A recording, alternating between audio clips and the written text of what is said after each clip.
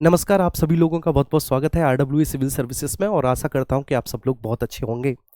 आज हम डिस्कस करने जा रहे हैं अपनी इस 10 मिनट सीरीज़ के अंतर्गत सीएजी के बारे में।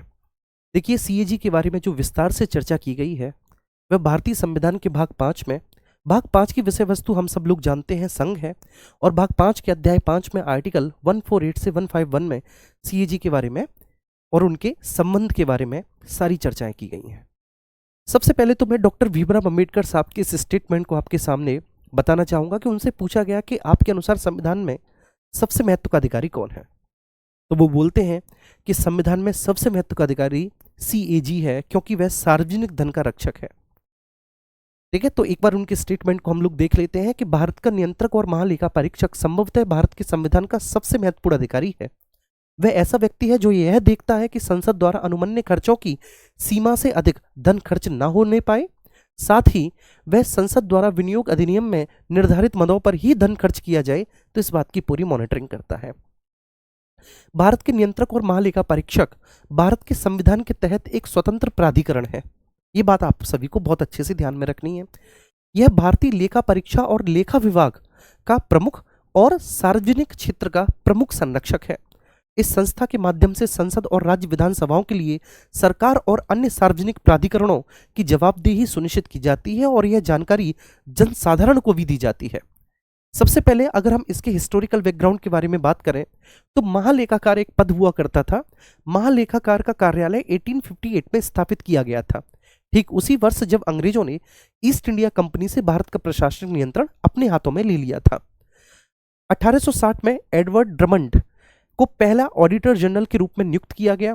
इसके कुछ समय बाद फिर भारत के महालेखा परीक्षक को भारत सरकार का लेखा परीक्षक और महालेखाकार कहा जाने लगा। यहां से 1866 में इस पद का नाम बदलकर नियंत्रक महालेखा परीक्षक कर दिया गया और वर्ष 1884 में इसे भारत के नियंत्रक और महालेखा परीक्षक के रूप में फिर से नामित किया गया।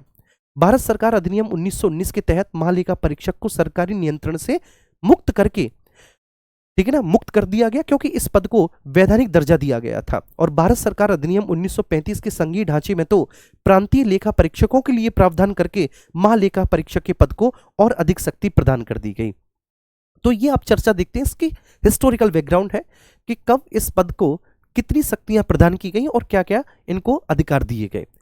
इस अधिनियम में नियुक्ति और सेवा प्रक्रियाओं का भी उल्लेख था और भारत के महालेखा परीक्षक के कर्तव्यों का भी संक्षिप्त विवरण किया गया था। 1935 के भारत शासन अधिनियम के बारे में चर्चा हो रही है। फिर वर्ष 1936 के लेखा और लेखा परीक्षा आदेश ने महालेखा परीक्षक के उत्तरदायित्व और लेखा परीक्षा कार्यों का प्रावधान किया। यह व्यवस्था 1947 तक अपरिवर्तित रही। स्वतंत्रता के बाद भारतीय संविधान के आर्टिकल 148 में भारत के राष्ट्रपति के द्वारा एक नियंत्रक और महालेखा परीक्षक की नियुक्ति किए जाने का प्रावधान किया गया। 1958 में सीएजी के क्षेत्राधिकार में जम्मू कश्मीर को भी शामिल कर लिया गया। 1971 में केंद्र सरकार ने नियंत्रक और महालेखा परीक्षक अधिनियम 1971 को लागू किया और इस अधिनियम ने सीएजी को केंद्र और राज्य सरकारों के लिए लेखांकन और लेखा परीक्षा दोनों की जिम्मेदारी दे दी। लेकिन उसके 5 वर्षों बाद 1976 में सीएजी को लेखांकन के कार्यों से मुक्त कर दिया गया। अब उनके पास केवल लेखा परीक्षा का कार्य बना रहेगा। ठीक है, अगर हम ब्रिटेन के सीएजी से भारतीय सीएजी की तुलना करते हैं तो भारत का सीएजी केवल महालेखा परीक्षा की भूमिका निभाता है, नियंत्रक महालेखाकार की नहीं। जबकि ब्रिटेन में जो महालेखा परीक्षक के साथ साथ इसमें वह नियंत्रक महालेखाकार की भी शक्ति उसमें निहित होती है। भारत में सीएजी पैसा खर्च होने के बाद खातों का लेखा जोखा करता है, यानी पोस्ट फैक्टो, जबकि यूके में सीएजी की मंजूरी के बिना सरकारी खजाने से एक भी पैसा खर्च नहीं किया जा सकता। भारत में सीएजी संसद का सदस्य नहीं होता, जबकि ब्रिटेन में जो सीएजी होता है वह वहां के संसद का सदस्य होता है। तो ये तुलना है हमारी सीएजी से, ब्रिटेन के सीएजी से। चलिए संवैधानिक प्रावधानों के बारे में बात करते हैं। तो भारतीय संविधान के आर्टिकल 148 में सीएजी की नियुक्ति, शपथ और सेवा शर्तों से संबंधित प्रावधानों के बारे में चर्चा की गई है। आर्टिकल 149 में आप जरा गौर करिएगा, भारत के नियंत्रक और महालेखा परीक्षक के कर्तव्य और शक्तियों से संबंधित है। आर्टिकल 150 कहता है कि संघ और राज्यों को खातों का विवरण राष्ट्रपति के अनुसार सीएजी की सलाह पर रखना होगा। आर्टिकल 151 कहता है कि संघ के खातों से संबंधित सीएजी की रिपोर्ट राष्ट्रपति को सौंपी जाएगी, जो संसद के प्रत्येक सदन के पटल पर रखी जाएगी। किसी राज्य के लेखाओं के संबंध में भारत के नियंत्रक महालेखा परीक्षक की रिपोर्ट राज्य के राज्यपाल को प्रस्तुत की जाएगी और उन्हें राज्य के विधानमंडल के समक्ष रखा जाएगा। आर्टिकल 279 है, शुद्ध आय की गणना सीएजी द्वारा प्रमाणित की जाती है और जिसका प्रमाण पत्र अंतिम माना जाएगा, यह आर्टिकल 279 कहता है। इसके अलावा भारत के संविधान की तीसरी अनुसूची की जो धारा 4 है, उसमें भारत के सीएजी और सर्वोच्च न्यायालय के न्यायाधीशों द्वारा पदभार ग्रहण के समय जो ली जाने वाली शपथ है, उसका प्रावधान किया गया है। छठवीं अनुसूची में जिला परिषद या क्षेत्रीय परिषद के खातों को राष्ट्रपति की अनुमति के साथ सीएजी के द्वारा भी अनुमोदित प्रारूप के अनुसार रखा जाना चाहिए और इन निकायों के खातों का लेखा जोखा इस तरह से करना होगा कि जिस प्रकार सीएजी उचित समझता है, और ऐसे खातों से संबंधित रिपोर्ट राज्यपाल को प्रस्तुत की जाएगी जो विधानमंडल के समक्ष रखी जाती है। जब हम सीएजी की स्वायत्तता के बारे में बात करते हैं तो सीएजी की स्वायत्तता के संदर्भ में सीएजी की स्वतंत्रता की सुरक्षा के लिए संविधान में कई प्रावधान किए गए हैं। जैसे सीएजी राष्ट्रपति की सील और वारंट द्वारा नियुक्त किया जाता है और इसका कार्यकाल 6 वर्ष या 65 वर्ष की आयु जो भी पहले पूरा हो, ठीक है, वह होता है। सीएजी को राष्ट्रपति द्वारा केवल संविधान में दर्ज प्रक्रिया के अनुसार ही हटाया जा सकता है, सर्वोच्च न्यायालय के न्यायाधीश के समान। जैसे जिस तरह से सर्वोच्च न्यायालय के न्यायाधीश को हटाया जाता है, ठीक उसी प्रकार की प्रक्रिया से सीएजी को उसके पद से हटाया जाएगा। एक बार सीएजी के पद से सेवानिवृत्त होने के बाद वह भारत सरकार या किसी भी राज्य सरकार के अधीन किसी भी पद को ग्रहण नहीं कर सकेगा वह व्यक्ति। और सीएजी भारत में सरकार की लोकतांत्रिक व्यवस्था की एक कड़ी है। अन्य कड़ियों में सर्वोच्च न्यायालय, चुनाव आयोग, संघ लोक सेवा आयोग भी शामिल है। कोई भी मंत्री संसद में सीएजी का रिप्रेजेंटेशन नहीं कर सकता। सीएजी का वेतन अन्य सेवा शर्तें की नियुक्ति के बाद कम नहीं की जा सकती, उनमें किसी प्रकार की कटौती नहीं की जा सकती। उसकी प्रशासनिक शक्तियां हैं कि वह भारतीय लेखा परीक्षा और लेखा विभाग में सेवारत अधिकारियों की सेवा शर्तें राष्ट्रपति द्वारा उससे परामर्श के बाद ही निर्धारित की जाती है। सीएजी के कार्यालय का प्रशासनिक व्यय, जिसमें सभी वेतन भत्ते और पेंशन शामिल है, भारत की संचित निधि पर भारित होते हैं, जिन पर संसद में मतदान नहीं हो सकता। इनके कार्य एवं शक्तियों के बारे में हम पहले से भी तुलना कर चुके हैं।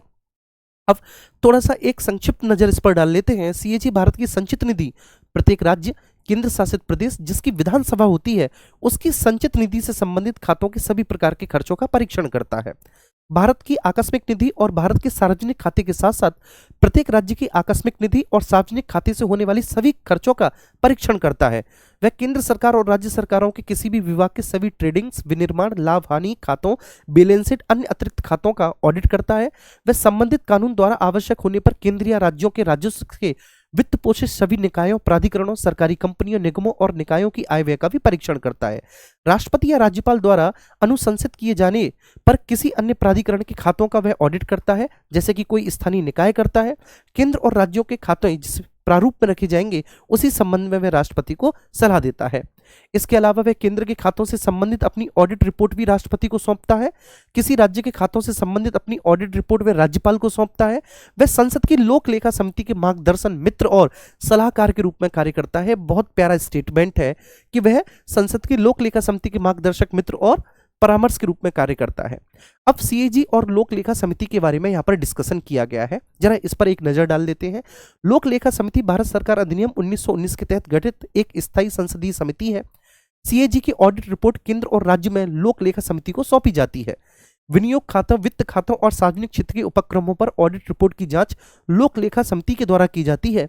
केंद्रीय स्तर पर इन रिपोर्टों को सीएजी के द्वारा राष्ट्रपति को प्रस्तुत किया जाता है, जो संसद में दोनों सदनों के पटलों पर रखी जाती है। सीएजी सबसे जरूरी मामलों की एक सूची तैयार करके लोक लेखा समिति को सौंपता है। सीएजी कभी कभी राजनेताओं और सरकारी अधिकारियों के विचारों की व्याख्या और अनुवाद भी कर देता है। सीएजी यह भी देखता है कि इसके द्वारा प्रस्तावित सुधारात्मक कार्यवाही की गई है अथवा नहीं। यदि नहीं तो वह इस मामले को लोक लेखा समिति के पास भेज देता है, जो इस मामले पर आवश्यक कार्यवाही करती है। चलिए, अब आप कहेंगे कि थोड़ा सा फास्ट हो गया, जरूरत भी थी क्योंकि हमें इसे 10 मिनट के अंदर जो है ना समेकित करना है। लेकिन मैं फिलहाल ये बताना चाहूंगा सीएजी के बारे में कि अगर हम सीएजी के बारे में बात करते हैं, यहां पर आप देखेंगे controller and auditor general of India, तो जो प्रश्न एग्जाम में बनते हैं सीधे सीधे कि सर इसकी नियुक्ति किसके द्वारा की जाती है, तो स्वाभाविक सी बात है, मैंने बताया कि इसकी नियुक्ति तो राष्ट्रपति के द्वारा की जाती है, ठीक है, परंतु वह राष्ट्रपति के प्रसाद पर्यंत पद धारण नहीं करता।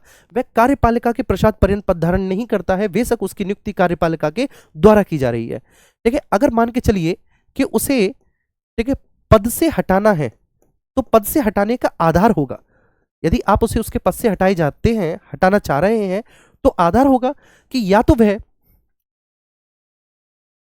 ठीक है, असमर्थ हो अपने उस पद को धारण करने के लिए, तो पहली स्थिति है असमर्थता की। ठीक है, पहली स्थिति क्या है? तो पहली स्थिति है असमर्थता की, या तो वह अपने पद को धारण करने के लिए असमर्थ हो, और दूसरी स्थिति है भैया जी कि उसके ऊपर कदाचार प्रूव्ड हो गया हो, साबित कदाचार। तो आप उसे साबित कदाचार और असमर्थता की स्थिति में ही उसके पद से हटा सकते हैं, अन्यथा आप नहीं हटा सकते। क्या ये बात सभी को समझ में आ रही है? यहां तक किसी को किसी भी तरह का कोई डाउट तो नहीं है? चलिए, आधार, लेकिन उसको ठीक उसी प्रकार की प्रक्रिया से हटाया जाएगा जिस प्रकार की प्रक्रिया से सुप्रीम कोर्ट के जज को हटाया जाता है। ठीक है, ध्यान रखना। तो जिस प्रकार की प्रक्रिया से सुप्रीम कोर्ट के जज को हटाया जाता है, सुप्रीम कोर्ट के जज की भांति उसे उसके पद से हटाया जाएगा। तो ये बात आपको बहुत अच्छे से समझ में आ जानी चाहिए। अब इसके कार्यकाल के बारे में मैंने आपको बताया कि भाई इसके कार्यकाल के बारे में संविधान में सीधा सीधा डिस्कशन किया गया है कि भाई इनका जो कार्यकाल होगा तो वह कार्यकाल होगा 6 वर्ष का। कितने वर्ष का? 6 वर्ष का कार्यकाल होगा। यदि इसी बीच में 65 वर्ष की आयु पूरी कर लेते हैं तो उन्हें उनके पद से हटना पड़ेगा। 65 वर्ष की आयु पूरी करने पर उन्हें उनके पद से हटना पड़ेगा, तो जो भी पहले पूरा हो। अच्छा, क्या इसके बाद, ठीक है, हम एक और महत्वपूर्ण चीज पर चर्चा करेंगे, और वो है भैया जी कि इसे इसके पद से, ठीक है ना, कैसे हटाया जा सकता है। तो वो मैंने बता दिया, लेकिन ये त्यागपत्र किसको देगा? तो त्यागपत्र ये राष्ट्रपति को देता है। ठीक है साथियों, ये बात आपको बहुत अच्छे से समझ में रखनी है कि अगर ये अपने पद से अपने कार्यकाल की समाप्ति से पहले ही मुक्त होना चाहते हैं तो इनको त्यागपत्र देना होगा। और त्यागपत्र ये किसको देंगे? त्यागपत्र ये प्यारे साथियों राष्ट्रपति को देते हैं। ठीक है अपना। तो ये सबसे जरूरी बात है जो मैंने आपके सामने डिस्कस की। उम्मीद करता हूं कि आपको बहुत अच्छे से समझ में आ गई होंगी। ठीक है, इनके बारे में आमतौर पर एग्जाम में पूछा जाता है, लेकिन एक में बहुत अच्छा स्टेटमेंट ये था कि सीएजी, ठीक है, इसका मित्र मार्गदर्शक कौन होता है? तो वह लोक लेखा समिति होती है। देखिए ध्यान रखना, सीएजी का काम यह होता है कि जितने भी विभागों से जो भी खर्चा किया जा रहा है वो उन सभी खर्चों का ऑडिट करता है कि जो खर्चा किया गया है वो क्या सही मद में किया गया है, जिस खर्चे को जिस अधिकारी के द्वारा किया गया है क्या वह उसके लिए प्राधिकृत था अथवा नहीं। ठीक है, उन सभी मामलों की जांच करके वो जो है ना फिर उसे लोक लेखा समिति के समक्ष रखता है, और साथ ही साथ राष्ट्रपति के माध्यम से वह संसद के दोनों पटलों पर रखता है। उम्मीद करता हूं कि 10 मिनट के भीतर मैंने सीएजी को समझाया, जो कि एक बहुत बड़ी बात थी, आपके बहुत अच्छे से समझ में आया होगा। बहुत बहुत धन्यवाद आप सभी का। Thank you.